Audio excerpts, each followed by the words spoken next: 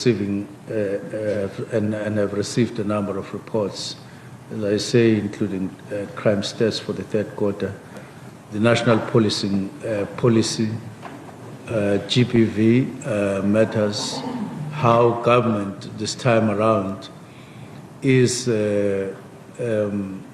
coming together to respond on the rising scourge of GPV.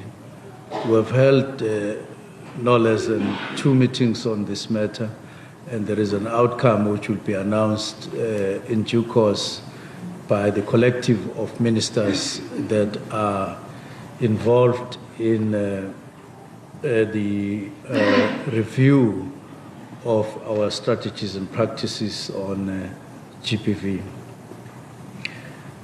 And just before break, we were dealing with the outcomes of the National Policing Summit, which we recently held. We were taking the presentation there, just ensuring that nothing gets lost, and that includes the implementation plan of that, even though we didn't take it today, but it is being crafted and will be completed in due course so that we don't do what other people were saying immediately. We announced the policing summit, saying that it won't result into anything. We are determined that we make sure that we implement all those resolutions to the best of our ability, all of them. Now, yesterday, we were informed that the search for the 3 constables had come to a tragic end following the discovery of multiple bodies in the Enops River in Centurion. The announcement was made by the National Commissioner, General Masimula, supported by his team. Now, these police officers were reported missing on the 23rd of April 2025. Now, Constable Base, Sinoche and Cebekulu Linda, all of them together, they represented what we never expected would ever happen to our police officers. And all the time, after the National Commissioner constituted a team, we're holding our teeth on the matter and not knowing how this matter will end. Now, National Commissioner also informed us that there was an additional bodies that were found, and that is the additional body was that of a SAPS groundsman stationed at the Littleton police station. Now, I want to take this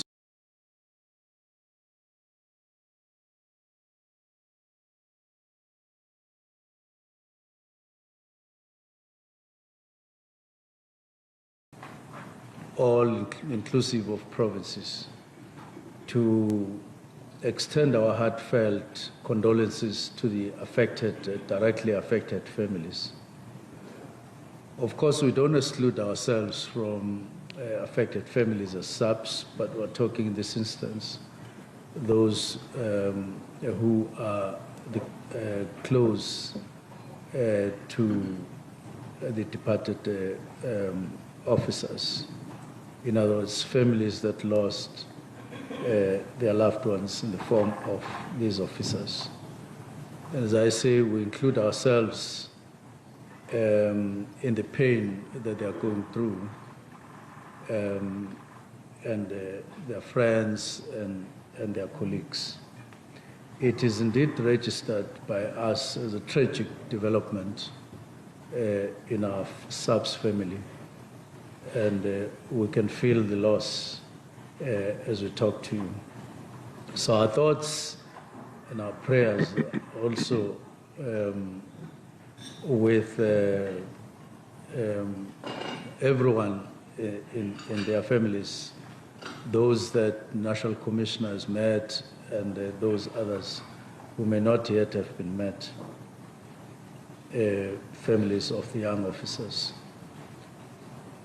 Their loss collectively and individually is a blow to SAPS.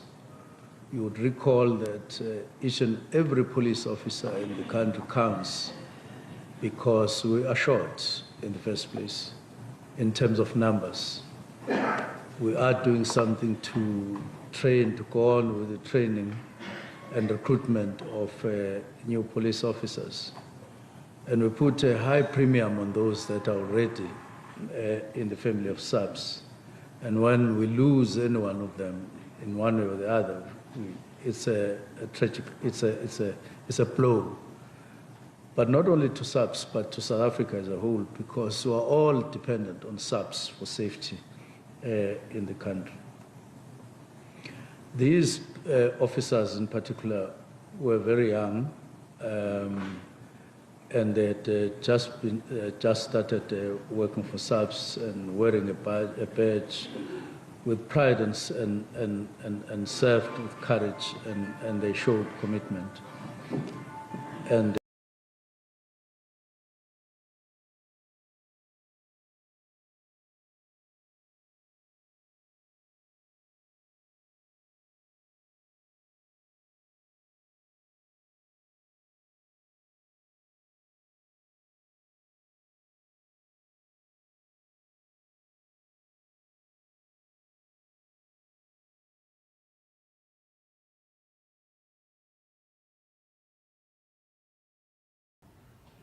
we are saying that although people have views and can share their views, but the National Commissioner and team have done investigations on this and the effects, and they have put them out in as transparent a way as possible. We are confident that the team that the National Commissioner deployed there worked efficiently as they could, and hence the matter is now in the public in terms of the outcome. But we know that they haven't completed their job. There's still a number of aspects on the case that that need to be found out, so that we get to know all the aspects, including the families. National Commissioner will give us briefings as we move on with further details of the matter. And we are then urging the public to, although free to express themselves, but have compassion and sympathy with this sensitive matter, and not create wrong impressions about what has happened, and replace facts with speculation and just thinking of individuals. But we wish to thank the team, National Commissioner first, Deputy National Commissioners, and the team that was doing work in all the hours during the disappearance and during the search for this. And indeed, it was not a very traumatizing period in terms of the responsibility on them. This, as I say, is still a developing matter. Just like our meeting today, as soon as we conclude, we will continue with our meeting to delve on various aspects, not only just nationally as it is normally referred to, but also including provinces, to get to know what are the pertinent issues and priority issues that are affecting policing in various provinces, reinforced by the presence of provincial commissioners here and by the MECs from various provinces. We're working together on these matters, and we are sharing a feeling that even though there are still a number of challenges, but we're making progress overall in the country. With that, thank you very much. Thank you, Minister. Can we just have some brief remarks from the Premier Housing and then Premier President? Thank you so much, Minister.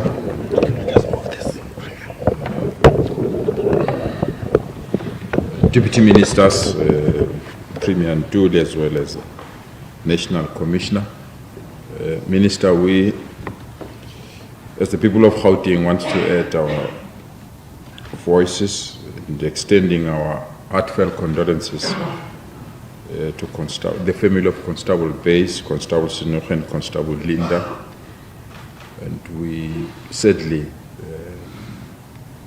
discovered that they left this world yesterday, or when they were found out by the law enforcement agencies.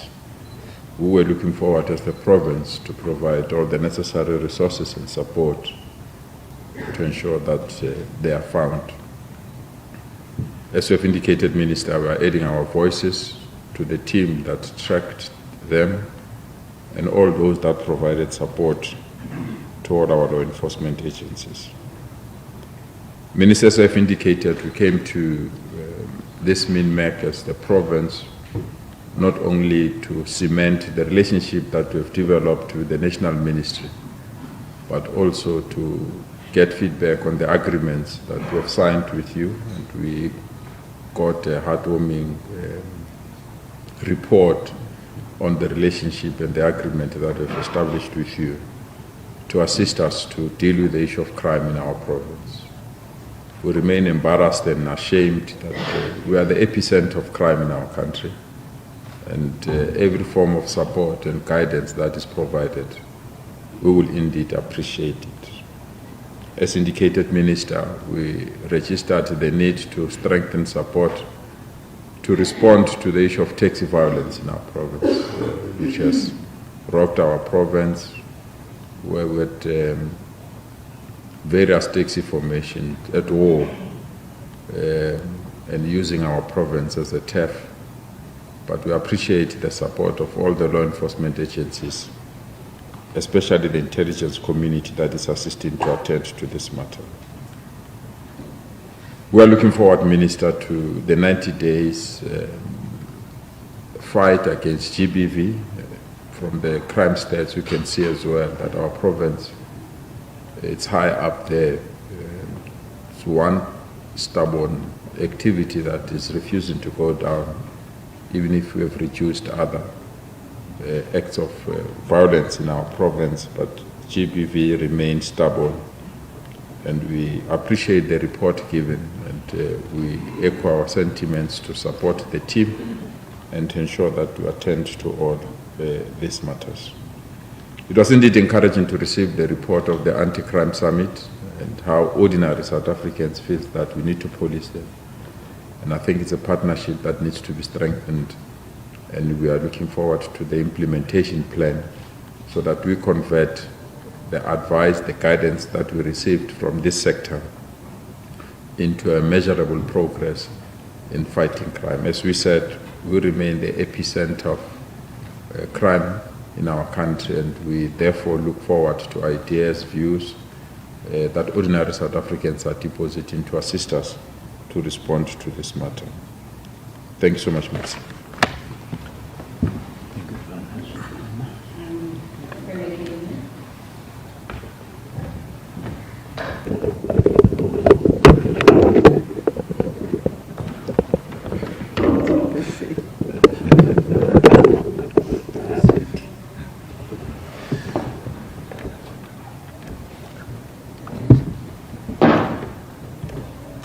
No, thank you, Minister. The Deputy Ministers, the Premier of Gauteng, MECs, and all colleagues present, members of the media. I think with the reflection by the Minister and the Premier of Gauteng, in fact, they were encapsulating the general significance of the Minimec to all of us as provinces. KZN being one of the epicenter of crime as Gauteng in other provinces.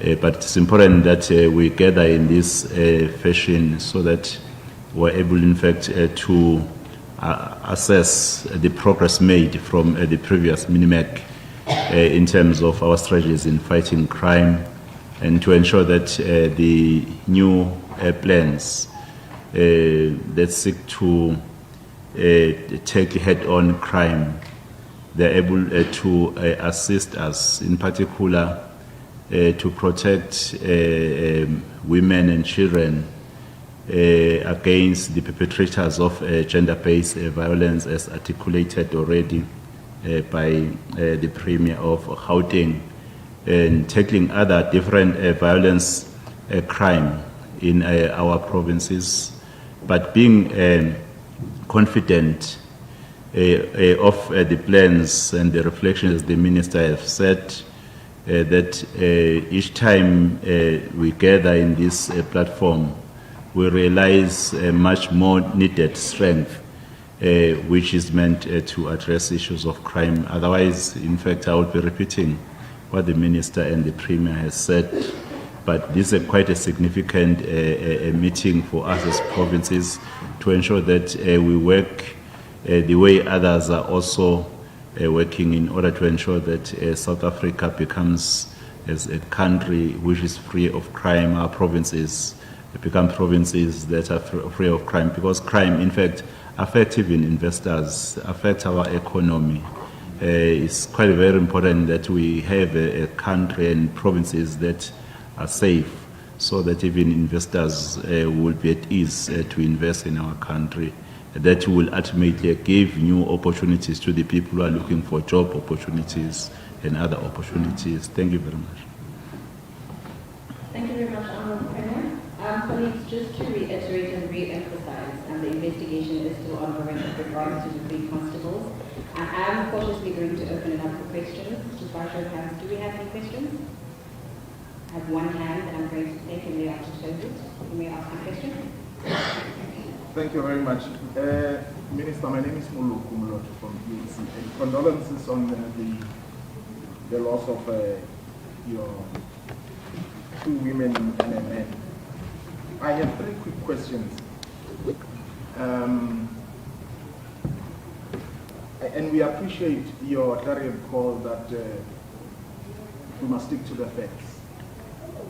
But last night I remember one of the police officers on the scene on television saying that the accident happened at about 12 minutes past 2 in the morning, and one of the family members who was at the scene said in terms of the signal of the tracking device, it located it at least until 5 a.m. If maybe you can just verify the facts for us there as to up to now, what have you been able to establish? I would also like to know whether you've been able so far to determine reasons why the tracking signal was lost. Was it deactivated deliberately, or perhaps it just malfunctioned? And then maybe one more question for the Premier of Gauteng. I remember you at some point saying that the e-toll gantries will be converted into crime-fighting devices. And one would assume that there are cameras there, perhaps, that will capture the movement of every vehicle. Have they been able to assist up to so far? Up to what level along the road have you been able to locate the movement of that particular car? Specifically, maybe you utilizing the cameras on the gantries or other cameras that are possibly located along the road.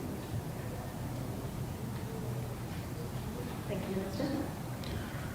Well, I would ask the National Commissioner to respond to both of your questions, and then the Premier will do his, that is directed. There are other MSCs here in case you you also met us about them, but you will appreciate that the two colleagues are premiers of provinces, and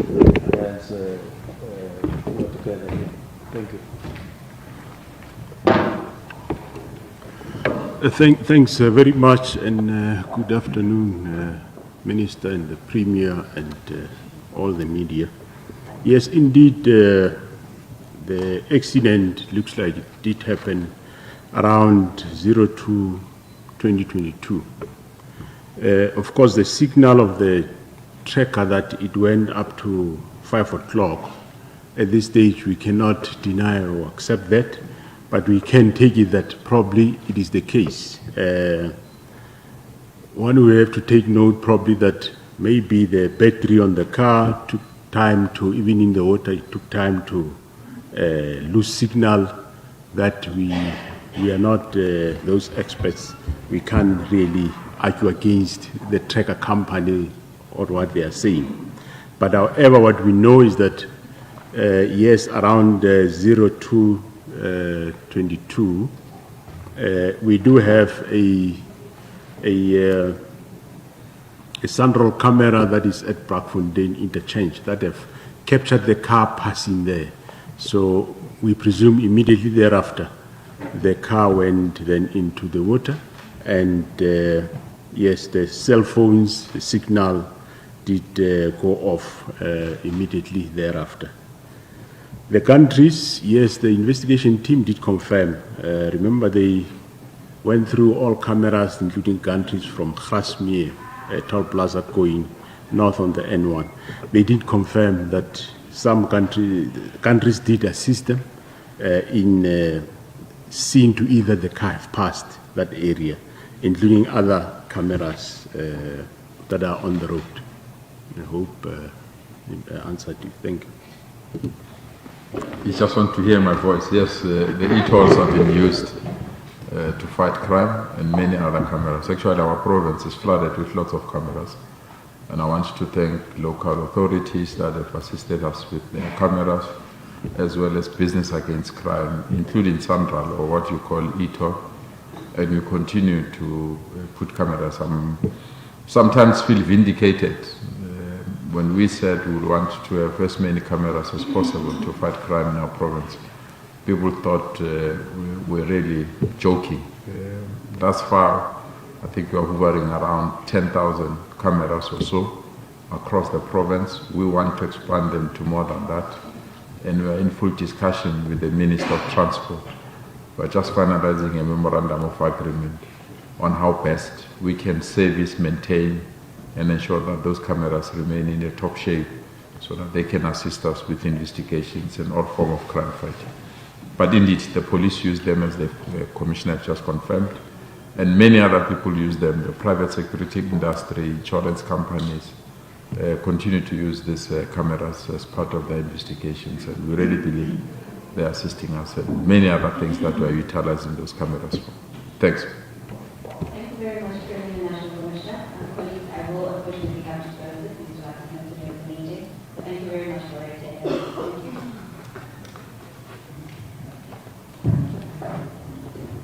Oh, we've been given 5 minutes to pack up and clear the room. I'll pay for 10, so 5 minutes. Lord still wants to say something. Yeah, honestly, I wanted to know if indeed, up to so far, since it's been 24 hours after the discovery of their bodies, whether you are still ruling out the possibility that it could have just been an accident.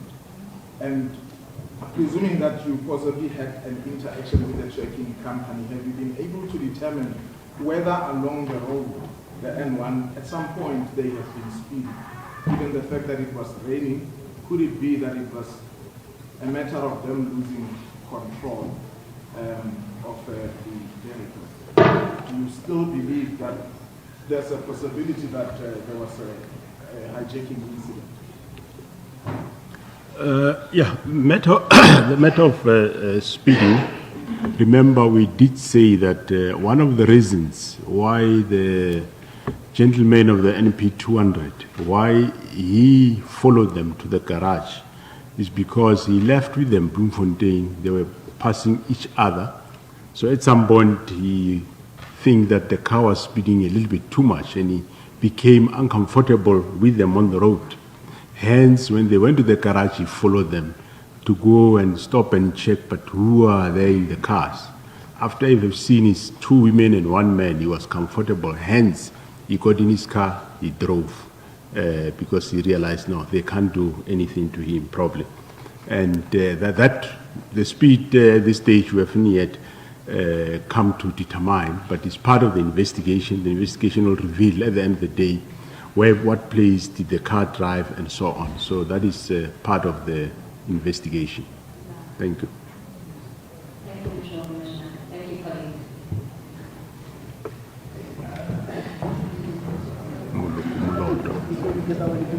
Yes, the revision.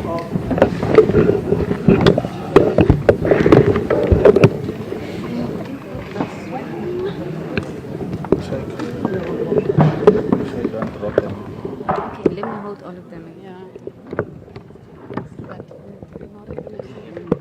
Yeah, the special one.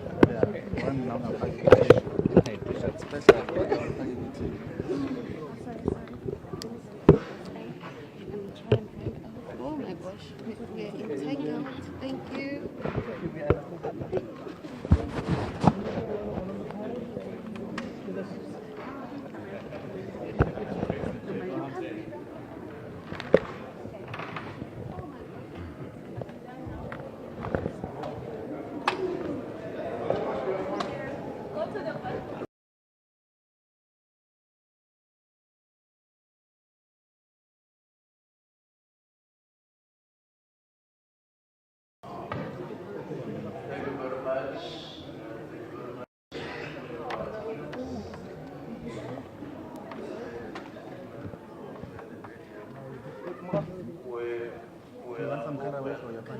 Yes, yes. Did you?